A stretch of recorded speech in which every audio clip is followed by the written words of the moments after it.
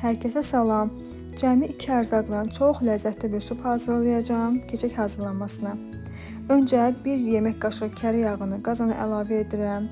Daha sonra üzərinə 1 ədəd soğan, 1 ədəd kartof doğrayıb atıram. Bir az bunları bir yerdə qovururam.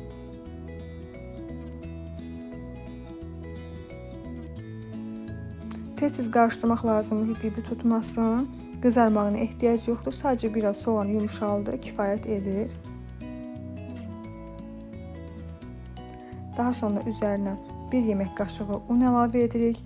Unun qoxusu çıxana qədər əlimizi saxlamadan qarışdırıb qovururuq.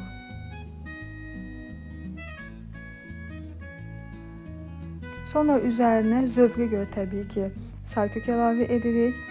Mən əlavə etdim, siz əlavə etməyə də bilərsiniz, amma bu supda sarkök həqiqətən çox ləzzətli olur, çox gözəl, fərqli bir dad verir. İndi isə üzərinə 2 stəkan qaynanmış soyuq su əlavə edirik və biraz qarışdırıb qapağını örtürük, gözləyirik ki, bişsin. Tez-tez qarışdırıb baxırıq, kartofun bişməyinə baxırıq, yoxlayırıq. 1 stəkan üzərinə süd əlavə edirik. Süd bu yeməyə çox fərqli bir dad verir. Həqiqətən də çox ləzzətli bir supdur.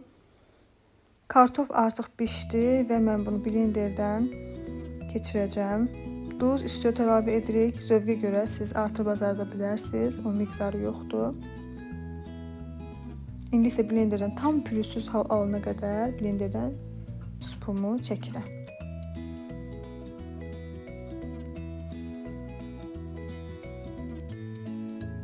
Servis zamanı üzərinə siz istəsəniz kəri yağı, pul biber və yaxud da ki, tək nanə qurusu da əlavə edə bilərsiniz. Həqiqətən də çox ləzzətli olur. Cəmi 10-15 dəqiqə hazır olan bir supdur, amma bir o qədər də ləzzətlidir.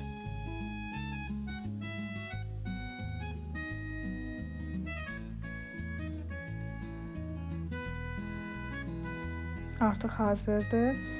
Qapağını bağlayacağım. 1-2 dəqiqə daha qaynadıram və artıq servisi hazırdır. Hazırlayın. Əminəm ki, bəyənəcəksiniz. Kanalıma abunə olmağı, like etməyi, fikrinizi bölüşməyi unutmayın. İzlədiyiniz üçün təşəkkür edirəm. Sağ olun.